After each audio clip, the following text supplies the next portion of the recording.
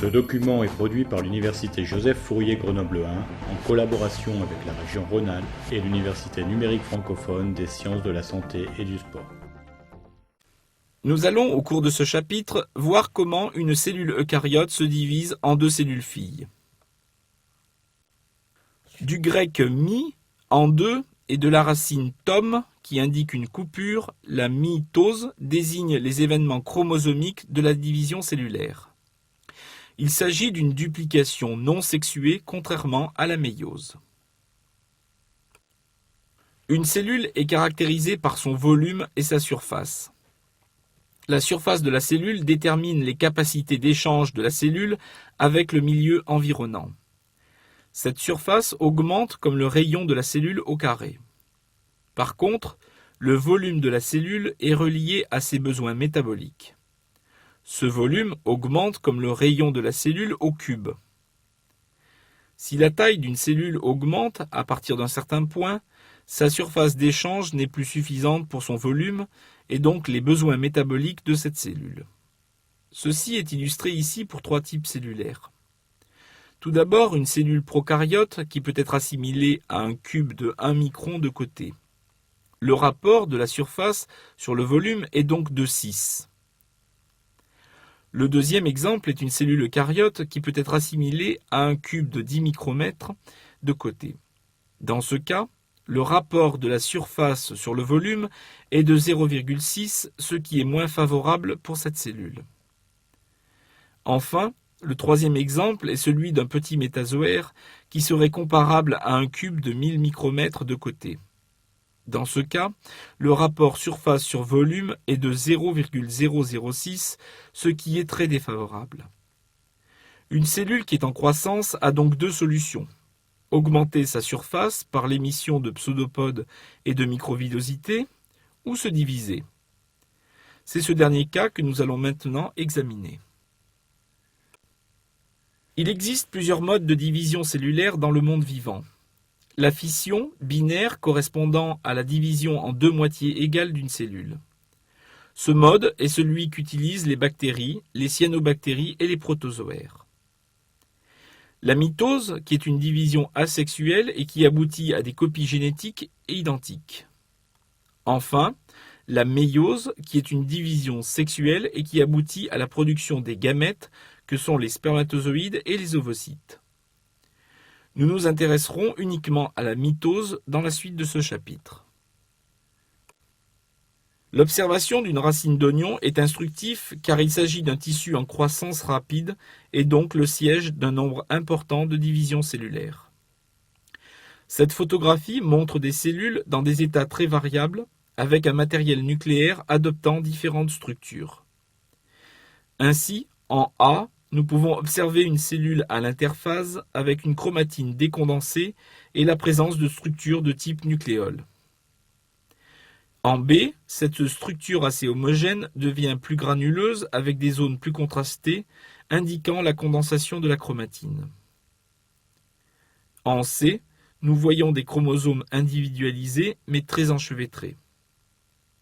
En D, ces chromosomes se séparent de part et d'autre de la cellule.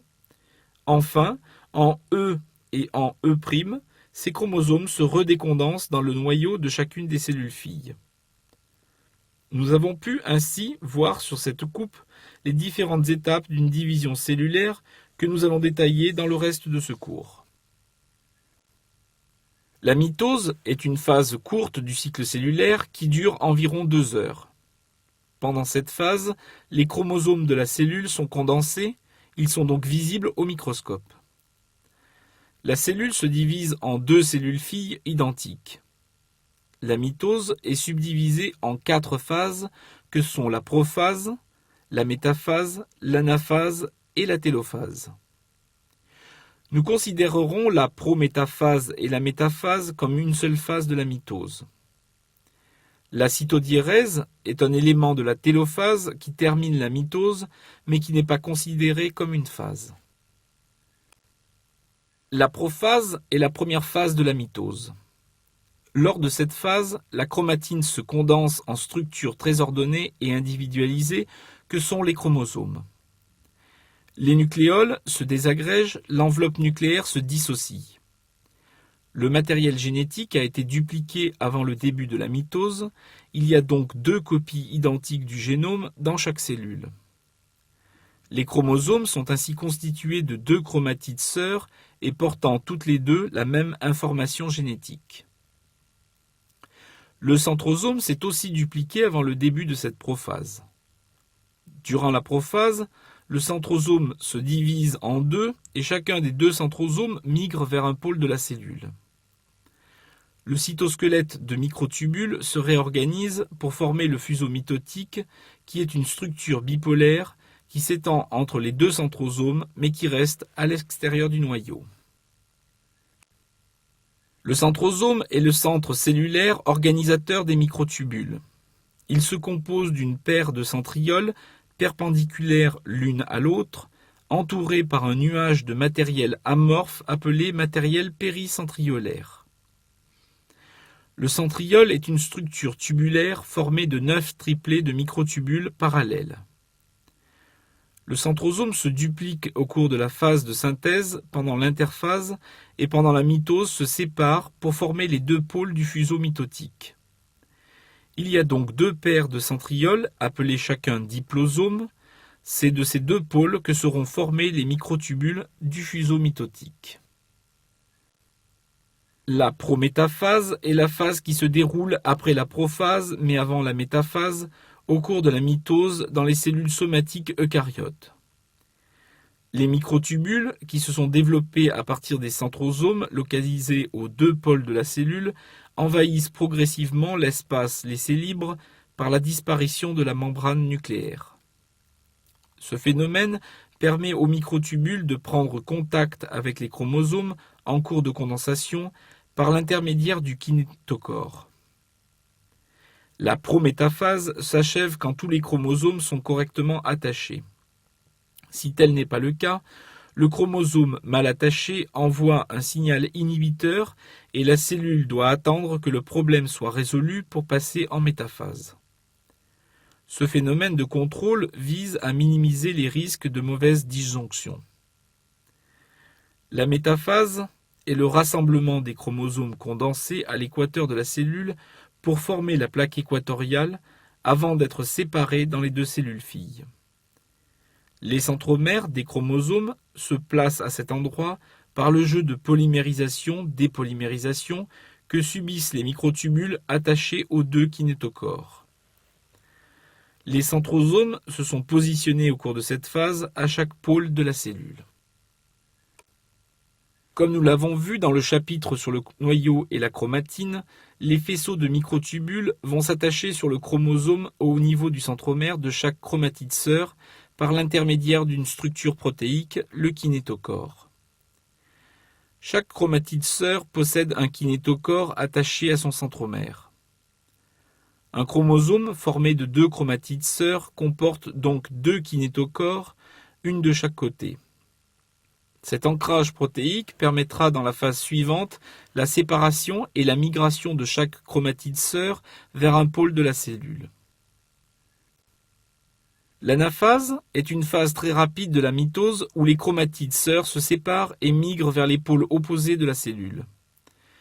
Durant cette phase, suite à un signal spécifique, les chromatides sœurs se séparent brutalement par la rupture de la jonction protéique formée de coésine. Les chromatides sœurs sont alors tirées par les microtubules en direction du pôle auquel elles sont rattachées par l'intermédiaire de chaque kinétochore. Les chromatides se déplacent en direction du pôle sur les microtubules kinétochoriens qui raccourcissent car ils se dépolymérisent au fur et à mesure de la progression du kinétochore. En effet, les kinétochores permettent non seulement d'arrimer une chromatide aux microtubules, mais aussi de les faire transporter le long des microtubules.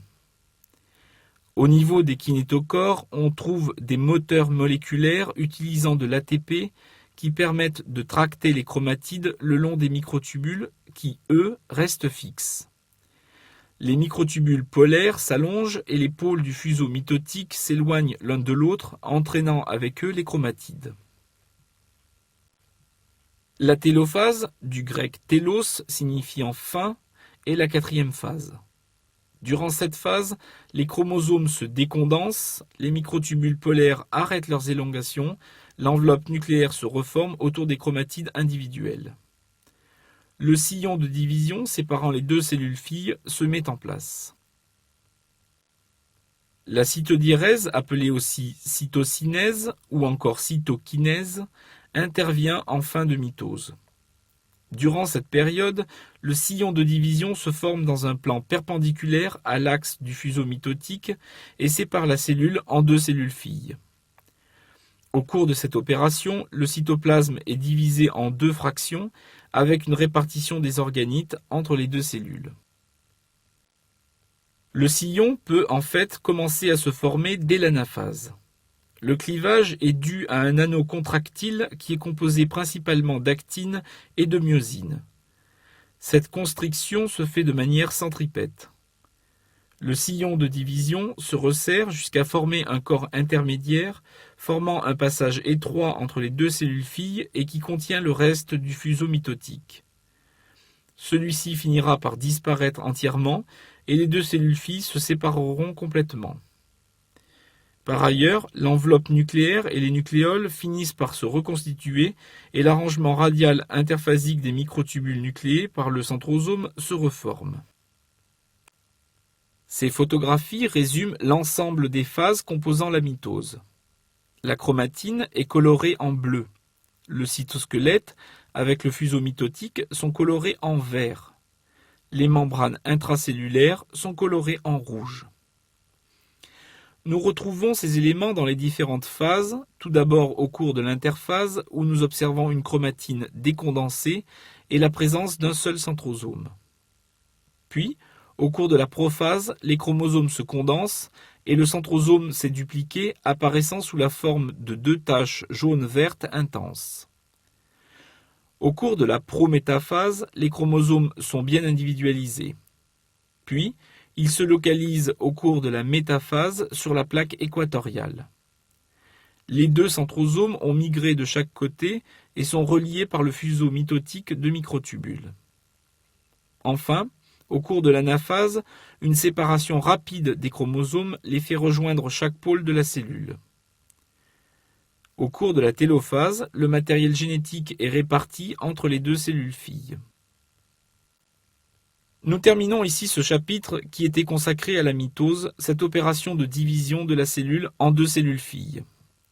Pour vous rassurer, je ne me suis pas divisé au cours de ce chapitre, contrairement à notre Dr Fun qui faisait le même cours que nous aujourd'hui.